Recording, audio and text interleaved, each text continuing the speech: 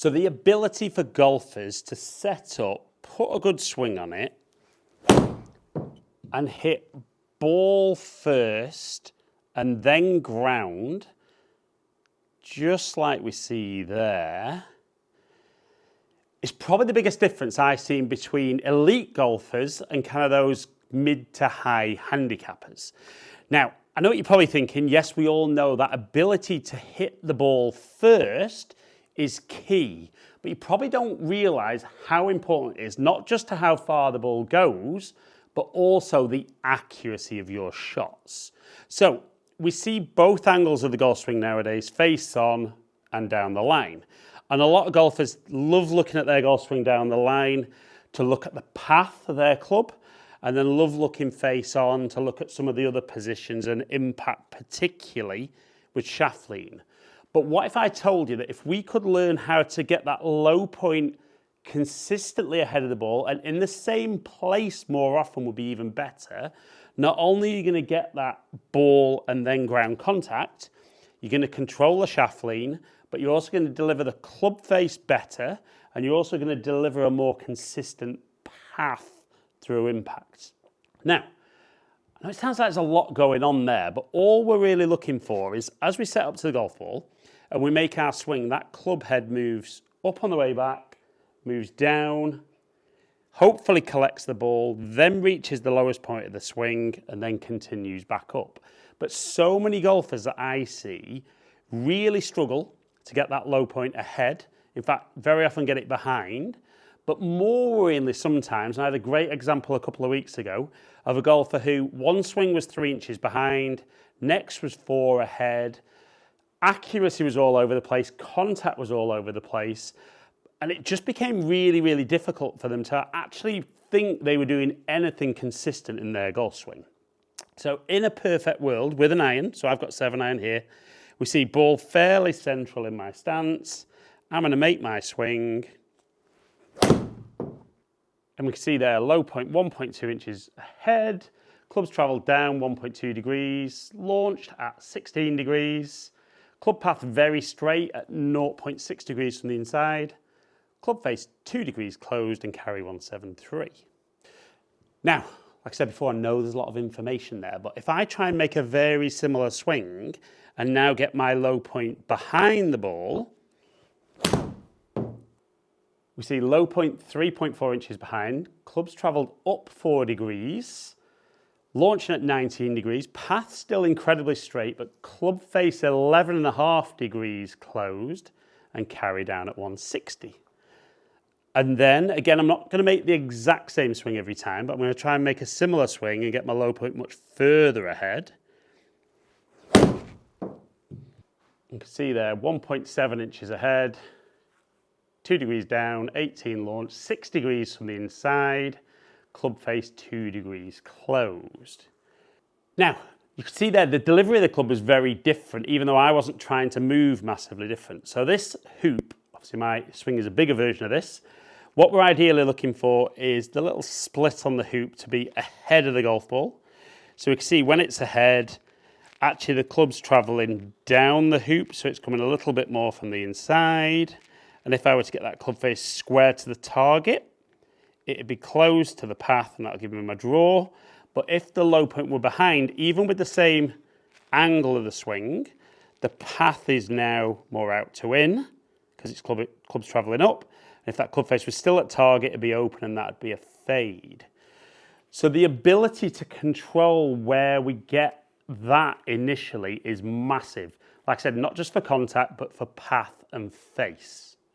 So the first drill I think that's great for it is put an alignment stick, or if you're on the grass, kind of scuff the grass and set up where you think the ball would be in line with the cane. And when you swing, we want you to try and touch the ground ahead of the golf ball.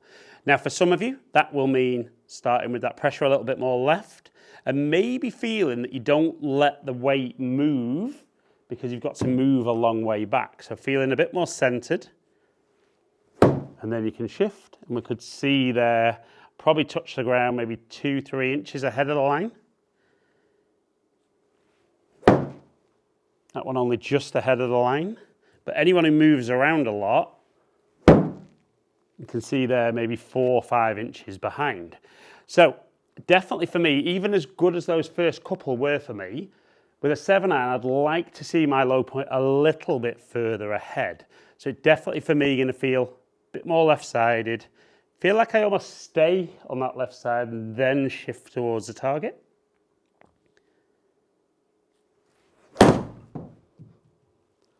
That one felt lovely. So low point 3.3 inches ahead, clubs travelled down 4 degrees. Path and face incredibly neutral, and 167 carry. And we're all a little bit different as to what we need, but most golfers that I see don't get their low point too far ahead.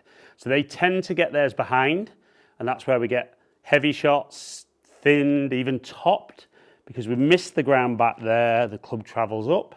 Occasionally, you can be somebody who gets that low point a long way ahead, and you can imagine if my low point's here and I track back to the ball, I could top or thin that. So it's really important, if you're on turf, look at where the deepest part of the divot is. That's the low point. Obviously, if you're not touching the ground at all, it's hard to tell. So it might be that you just need to work on touching the ground, but if you can touch the ground, certainly target side of the golf ball, you've got a much better chance of being consistent with strike. And then if you can start to be more consistent with the exact amount, be much, much more consistent with everything else. So I know for me, if I can feel like I get a little further left, certainly the feel I like, where I feel like I want to swing a little bit more out to in, still gives me some very, very neutral delivery numbers. So I can set up there, actually feel like I just aim a little left, really focus on getting that low point a long way ahead. Felt like I shut the club face a little bit there. And we can see there, low point 2.2 ahead, 17-degree launch, and yes, club face to path, 3 degrees closed. So it's not awful, but definitely for me, feels like on my bad one, like my hands kind of, I'd call it flipping, it's not quite there, but definitely when I feel like I can turn my body more out the way, feels like everything's very neutral, whereas when my body stops, those hands keep going. So again, for me, it's all about trying to get that low point consistently further ahead with my irons. That felt better. And we can see they're much more neutral with the delivery.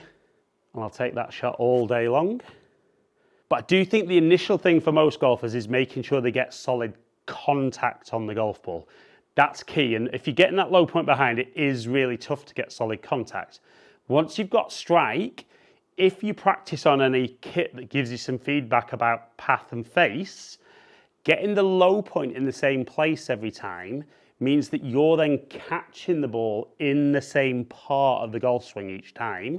So at least you should see a consistent result. It might not be the consistent result you're after, but then you can fix what you need to. But if you're catching the ball in a different part of the golf swing every time, the path's going to be different, the face is going to be different, the strike's going to be different, and there is no chance of you being a consistent golfer if those delivery positions are so different. The ball's always going to shape differently. So I always want to feel like I can exaggerate it a bit more. So I'd want to be even more than that last one if I could. That felt a bit more exaggerated. And we can see there, nearly 4 inches ahead. Clubs travelled down 5 degrees. Path still very, very neutral. Club face a little bit open. But for me, as someone who's always hooked the ball in the past, I like the feeling of exaggerated so that I can maybe dial back from there and not feel as exaggerated. And even that one that's a little bit thin is then incredibly playable, straight at target.